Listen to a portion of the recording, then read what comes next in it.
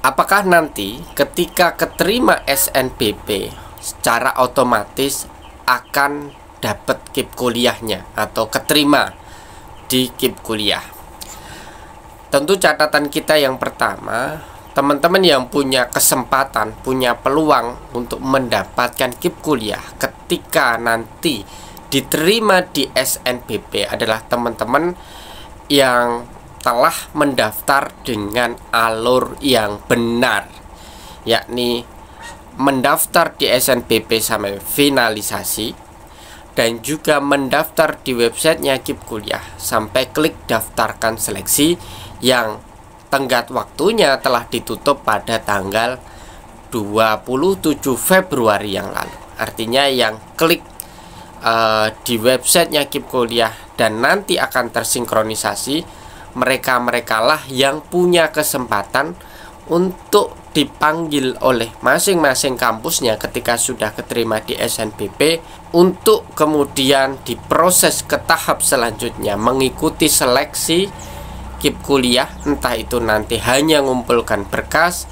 entah harus ada wawancaranya, entah harus ada surveinya dan lain sebagainya, tetapi merekalah yang pertama kali punya peluang untuk mendapatkan KIP kuliah. Apakah otomatis? Tentu tidak. Ada seleksi sebagaimana yang kita sampaikan.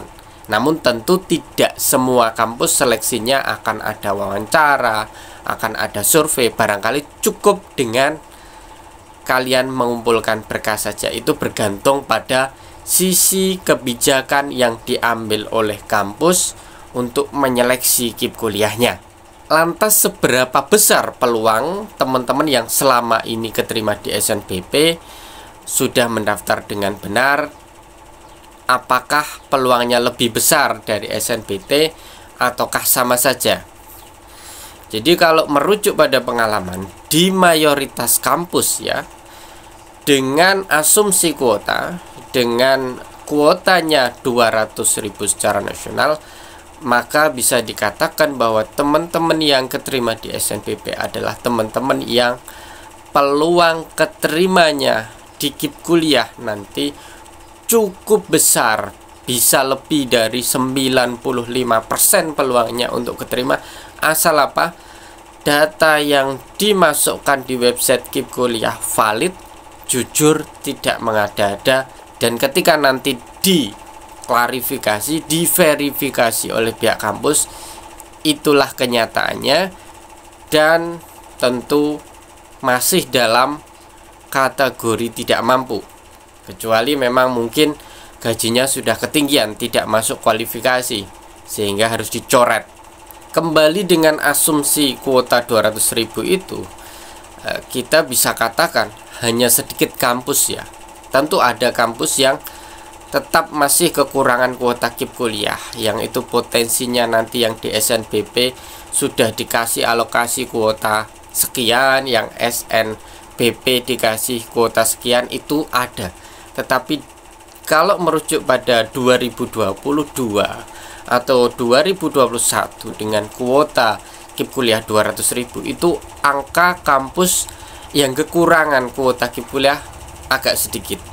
Mayoritas cukup untuk SNBP, cukup untuk mengcover SNBT. Maka saya bisa bilang peluangnya bisa sampai 95%, bahkan bisa sampai 98% potensinya kalian untuk mendapatkan kuota KIP kuliah, atau bisa dikatakan auto lolos KIP kuliahnya.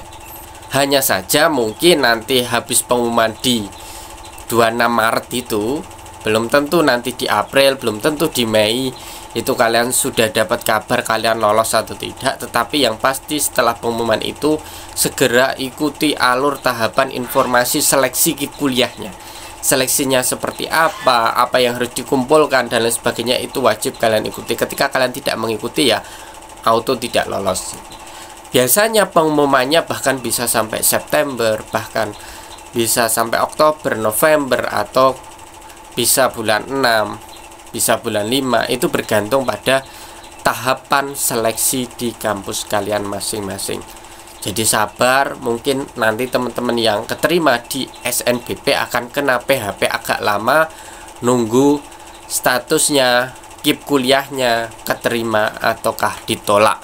Dan mungkin ada kampus juga ya, setelah keterima SNBP diminta bayar UKT itu ada juga, cuman angka kampusnya juga kecil gitu ya, mayoritas digratiskan, maka juga siap-siap untuk menyiapkan UKT, untuk bayar UKT di beberapa kampus saja sih, tidak semua kampus. Semoga kalian nggak keterima di kampus tersebut tentunya.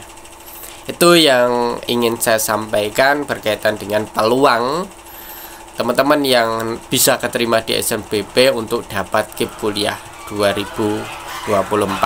Semoga bisa memberikan gambaran.